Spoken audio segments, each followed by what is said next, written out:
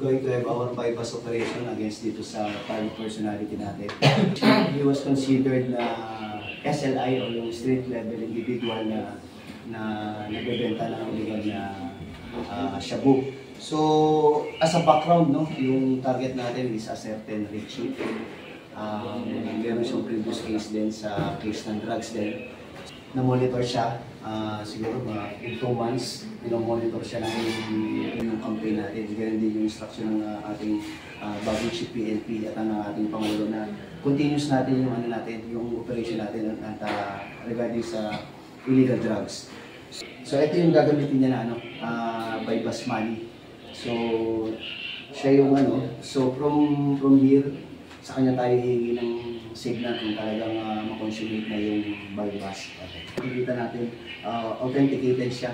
So para magkaroon tayo ng ating bayan talaga na talagang makuha sa kanya itong yung bypass money natin. Sige, baba, go. Go. Sige.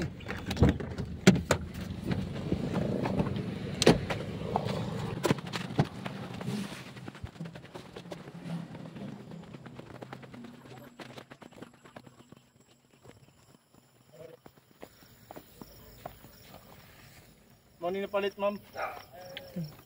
Namaligya sa illegal nga droga. Ikaw may katungod magpakahilom. Kung unsa may imong isulti, ihilom na kay magamit na nimo bisan nasa ngokmanan dito sa Pilipinas. Ikaw may katungod mo og galingon nimo abogado, og dili nimo kaya ang gobyerno mo imo matag nimo kasabot ka. Sir, kining padahog naman nimo gigamitan kini og body worn camera og alternative recording device.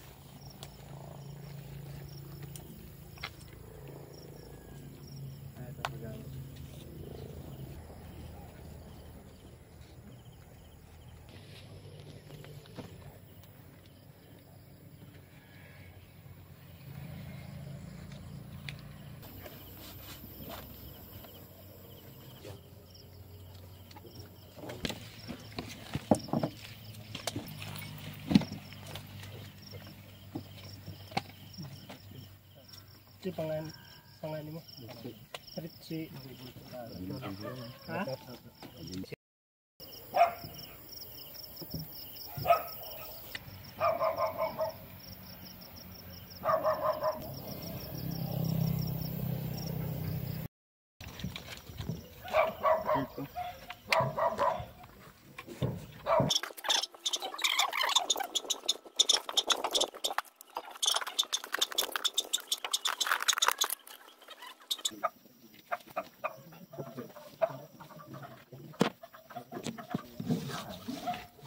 Sino po niya ito picture?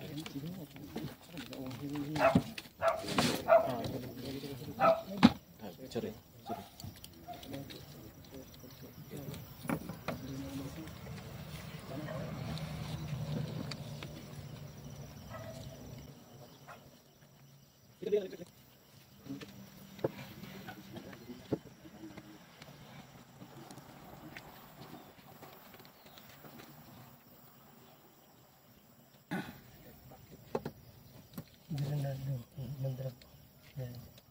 Ada naik butang.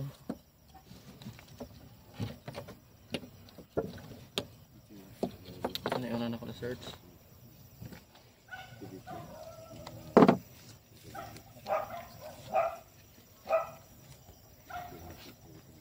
Sporo, may sud.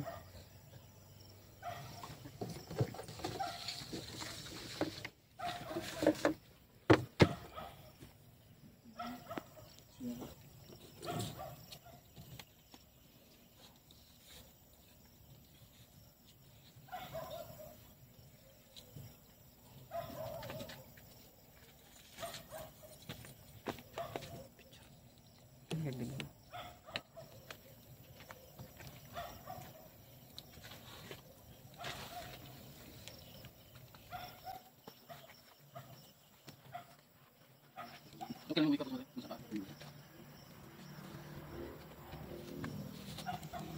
Makings ko. Sa ako na. Ibutin sa diri. Pila ka buk? Siyam ka buk. Cek deh. Duy. Kita sa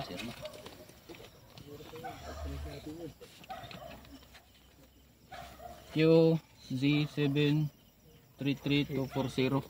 Walang pwede lang.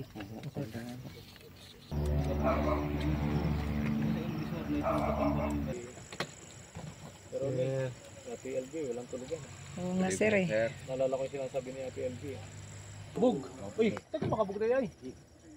Kaya dako ng Pilipinas, dito pa sa makabug. No? Papa mo to kasi giwag niya na siya. Ano ba? Ngayon, nasingot ka. Zagan ka?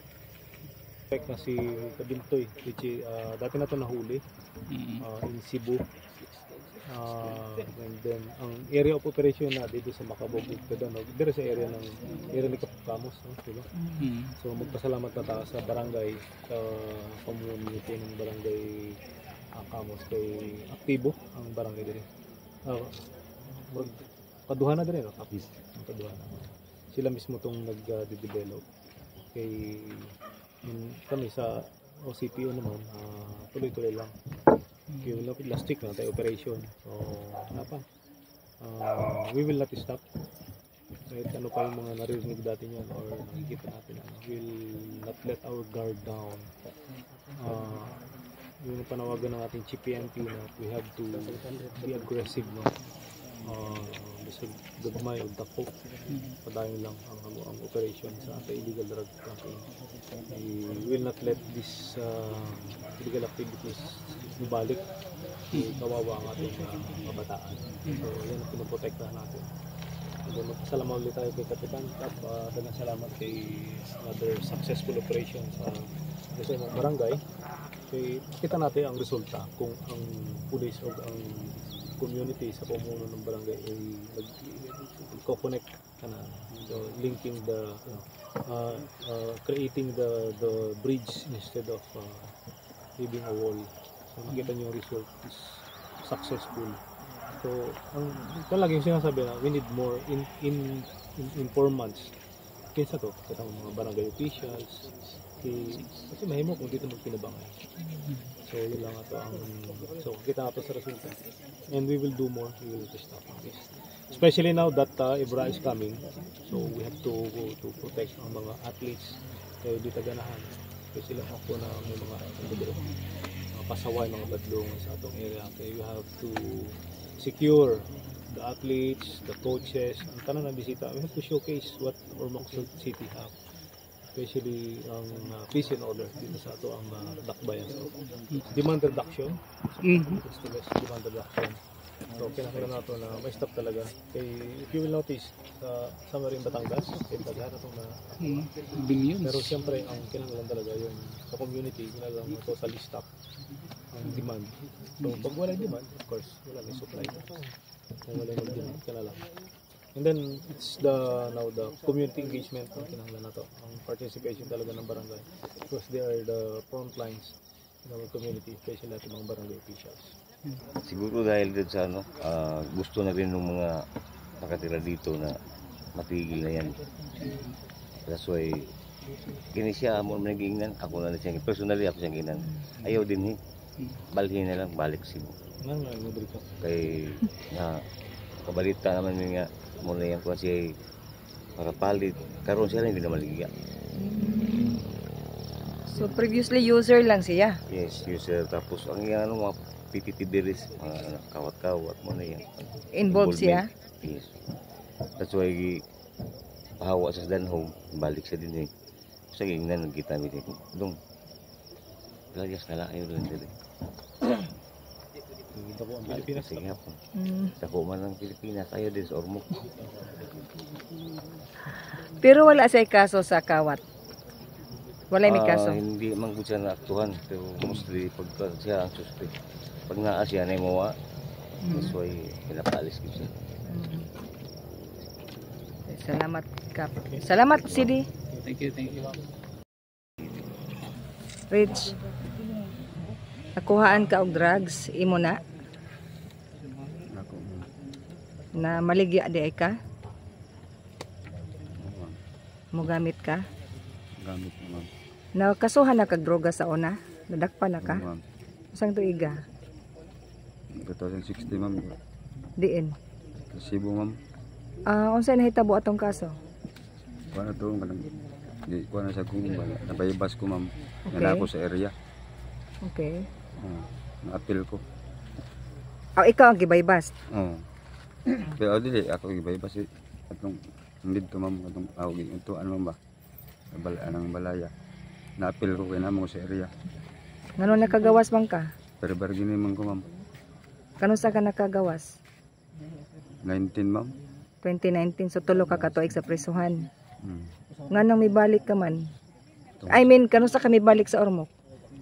Pag kuha na ko ma'am, pag human ako kuan ma'am. Ngari din ko ma'am pag laya na ako. Unya, kano sa man kami balik sa drugs?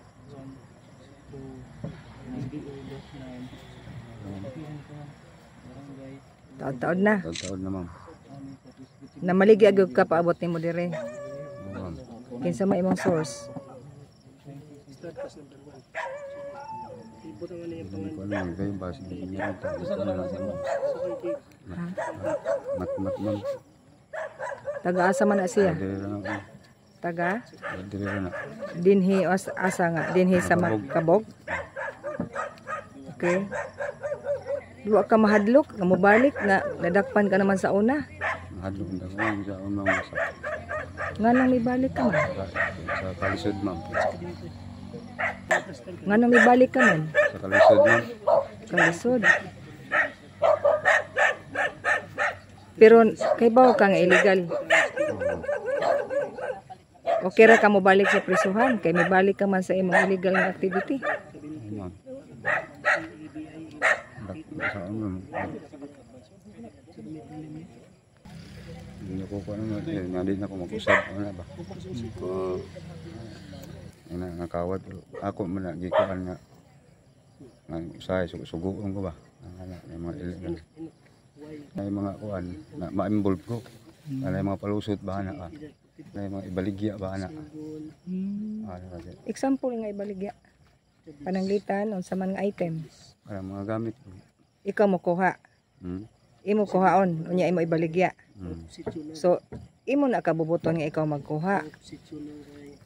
In short, ang duda ni Kap sa imo nga involved ka sa kawat, imo karon giangkon. Ha? Salamat, Richie. Sige.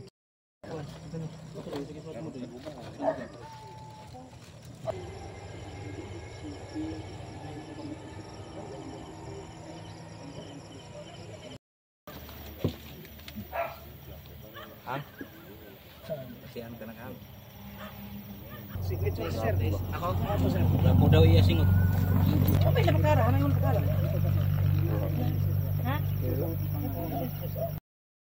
Medyo ang buwan. Magawan.